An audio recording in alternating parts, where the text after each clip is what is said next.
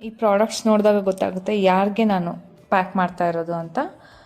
Give away ವಿನ್ನರ್ಸ್ಗೆ ಕೊಡಬೇಕು ಅಂತ ಅಂದ್ಕೊಂಡಿದ್ನಲ್ಲ, ಆ ಪ್ರಾಡಕ್ಟ್ಸ್ ಇದು. ಈಗ ಪ್ಯಾಕ್ ಮಾಡ್ತಾ ಇದ್ದೀನಿ. ತುಂಬ ಅಂದರೆ ತುಂಬ ಲೇಟ್ ಆಯಿತು, 2 ವೀಕ್ಸ್ ಹತ್ತತ್ರ ಆಯಿತು.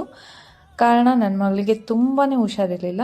ಸೊ ಅದರಿಂದ ಹಾಸ್ಪಿಟಲ್ಗೆ ಹೋಗೋದು, ಹಾಗೆ ಅವಳ ಜೊತೆನೇ ಇರಬೇಕಾಗಿ ಬಂತು.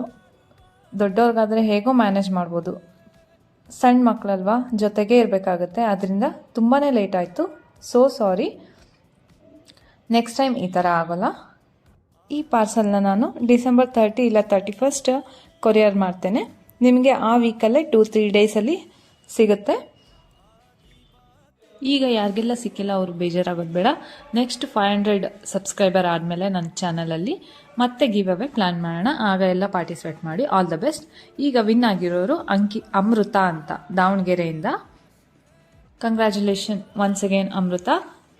ಇಷ್ಟು ದಿನ ವೀಡಿಯೋ ಹಾಕೋಕ್ಕಾಗಲಿಲ್ಲ. ಈ ವೀಕಿಂದ ವೀಕ್ಲಿ 1 or 2 ವೀಡಿಯೋ ಅಪ್ಲೋಡ್ ಮಾಡ್ತೀನಿ.